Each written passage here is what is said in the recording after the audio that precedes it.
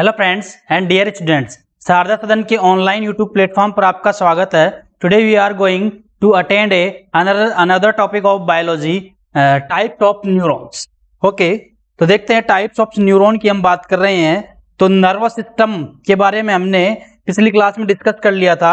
अब हम type of neuron देखेंगे। तो जो टाइप ऑफ न्यूरॉन है बच्चों, टाइप ऑफ न्यूरॉन दो प्रकार से बांटे गए, एक तो संख्या के आधार पर और एक कार्य के आधार पर। ठीक है, तो चलते हैं, स्टार्ट करते हैं कि on the basis of number के आधार पर न्यूरॉन्स कितने प्रकार के होते।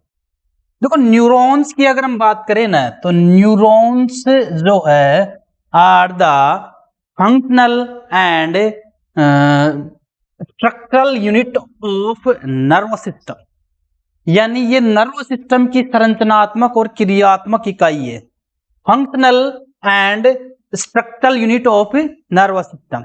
अगर हम देखें तो देखो, अगर आप बायोलॉजी के बारे में स्टडी शुरू से करते हो तो आपको पता है कि पहले प्रोकैरियोट्स आए थे, उसके बाद में यूकैरियोट्स आए थे। तो जो प्रोकैरियोट्स थे वो मतलब डेवलप नहीं थे इतने, और धीरे धीरे वो स्पेशलाइज्ड हुए, धीरे धीरे वो डेवलप होते गए और बड़े जीवों का निर्माण हुआ।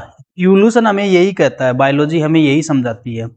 ठीक है, तो यहाँ पे न्यूरॉन्स की अगर हम बात करें तो न्यूरॉन में भी अगर हम देखें तो कुछ न्यूरॉन्स ऐसे थे स्टार्ट में जो डेवलप प्रकार के इतने नहीं थे, लेकिन बाद में धीरे धीरे वो स्पेशलाइज्ड हुए और according to environment, according to function, वो धीरे धीरे डेवलप होते गए और उन्होंने कई प्रकार के क्रियात्मक और संरचनात्मक परिवर्तन किए। तो यहाँ पर अगर हम पहले बात करें नॉन पोलर की, अध्रुवीय न्यूरॉन, ये ऐसे न्यूरॉन थे जिनके अंदर ना तो एक्सॉन थे ना डेंड्रॉन थे। इनमें कई प्रवर्ध होते हैं लेकिन क्रियात्मक विभेदन नहीं होते। क्रियात्मक मतलब प्रवर्ध तो ये भी है, ये भी है, ये भी है, ये भी है, ये भी है और यहाँ पर भी है, लेकिन क्रियात्मक रूप से इनमें विभेदन नहीं हुआ। न तो वो एक्सॉन बना सही से, न वो डेंड्रॉन बना, किसी प्रकार का कुछ नहीं बना। तो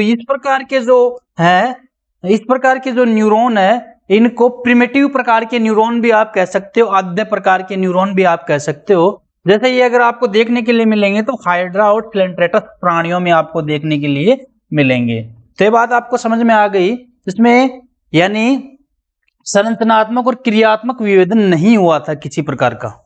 नेक्स्ट अगर हम बात करें तो ये है यूनिपोलर न्यूरॉन। यूनिपोलर न्यूरॉन, ठीक है, ये डायग्राम आपको दिखा रखा है यूनिपोलर न्यूरॉन का, और इसमें प्रवर्ध के नाम पर सिर्फ एक ही प्रवर्ध है जिसको आप एक्सॉन कह रहे हो बच्चों। क्या कह रहे हो? एक्सॉन कह रहे हो। ये एक्सॉन होता है। Dendron are absent in unipolar neurons. Dendron जो होते हैं वो अब्सेंट रहते हैं किसके अंदर? यूनिपोलर न्यूरॉन के अंदर। अगर आप यहां देखोगे तो इनमें डेंड्रॉन नहीं निकले हुए हैं, इनमें डेंड्रॉन नहीं है, सिर्फ ये एक्सॉन दिखा रखा है। ये एक्सॉन है, सिर्फ एक एक्सॉन दिखा रखा है। अच्छा, ऐसे न्यूरॉन आपको कहाँ मिलेंगे? ऐसे न्यूरॉन आपको जो कशेरुकी प्राणी है जिनमें हम भी आते हैं, उनकी भ्रूणी अवस्था यानी एम्ब्रियोनिक स्टेज पर आपको देखने के लिए मिलेंगे। जब हमारा भ्रूणीय विकास होता रहता है तो इस प्रकार के न्यूरॉन बनते हैं। बाद में वो और स्पेशलाइज्ड हो जाते हैं और वो डिफरेंशिएटेड हो जाते हैं कि किसके अंदर उनमें क्रियात्मक और संरचनात्मक जो परिवर्तन है वो ज्यादा होने लग जाता है।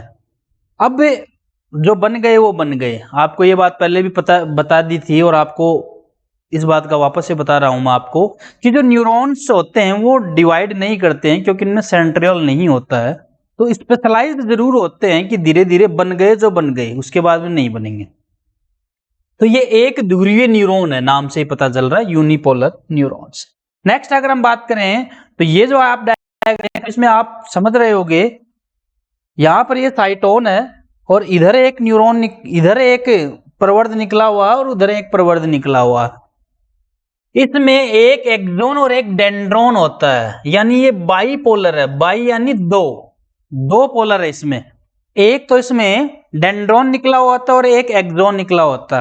डेंड्रॉन एक ही होता है, ये डेंड्रॉन एक ही है और वो एक्सॉन है इधर।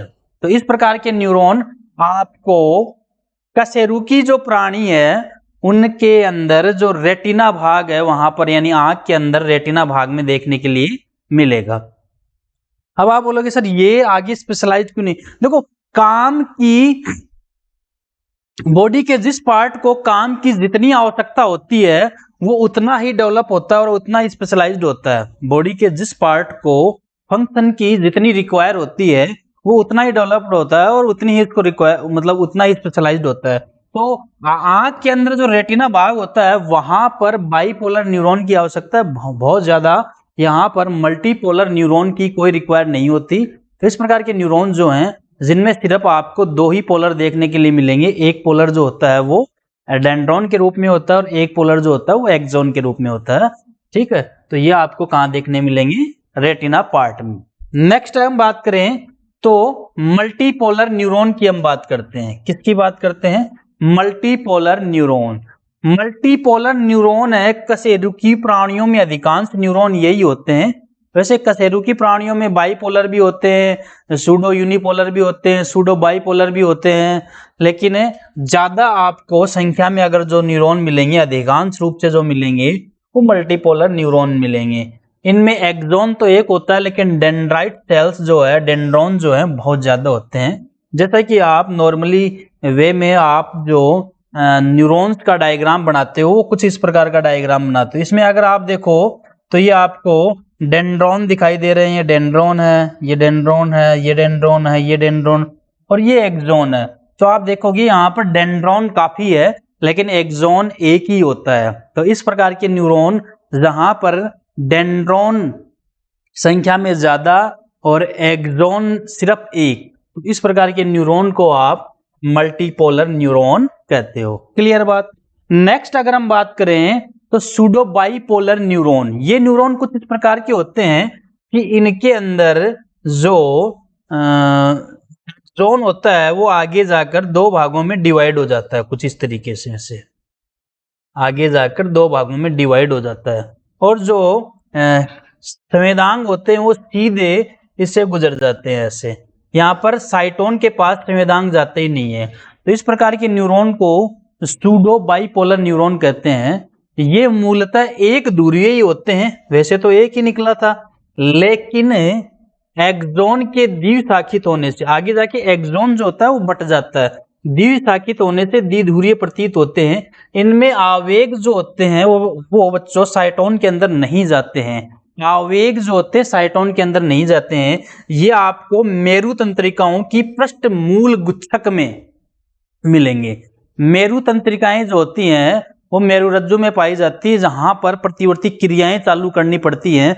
तो प्रतिवर्ती क्रियाओं के लिए जो स्पेशल फंक्शन करना पड़ता है वो इस प्रकार के न्यूरॉन करते हैं। तो ये डायरेक्ट सिग्नल को साइटोन से भेजने से पहले डायरेक्ट ही आगे ट्रांसफर कर देते हैं। तो ये बात आपको समझ में आ गई होगी।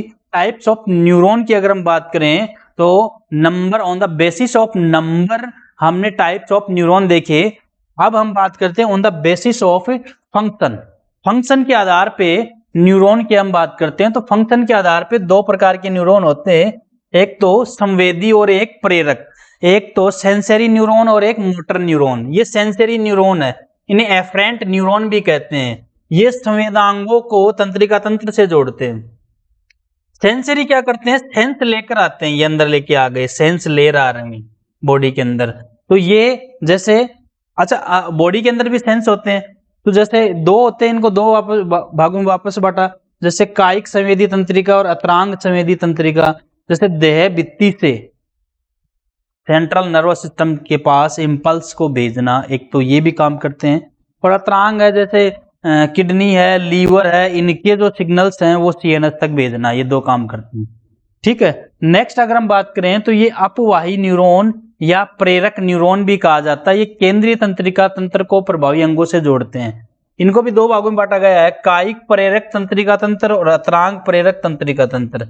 यानी सीएनएस से ये सिग्नल को देह भित्ति में ले जाते हैं, उसका जस्ट अपोजिट कर दो, और ये सीएनएस से इंपल्स को अतरांग में लेके जाते हैं। अतरांग का मतलब ये होता है जैसे आपके सॉफ्ट ऑर्गन्स हुए, किडनी है, लीवर है, हार्ट है, ये आपके अतरांग में शामिल होता है। क्लियर बात? यहां तक अगर हम बात कर लेते हैं तो उसके बाद में एक न्यूरॉन और होता है, इंटरमीडिएट न्यूरॉन। ये जो न्यूरॉन होते हैं ये छोटे और सर्वाधिक और ज्यादा पाए जाने वाले न्यूरॉन होते हैं। ये केवल केंद्रीय तंत्रिका तंत्र में ही पाए जाते हैं, जो 2 या 2 अधिक न्यूरॉनों को आपस में जोड़ते हैं। ये सिर्फ आपको सेंट्रल नर्वस सिस्टम में ही देखने के लिए मिलेंगे, जो जैसे एक न्यूरॉन आ रहा है, ये अपना सिग्नल लेके आ रहा है, तो बीच में ये आपका इंटरमीडिएट ये आगे लेके चला गया।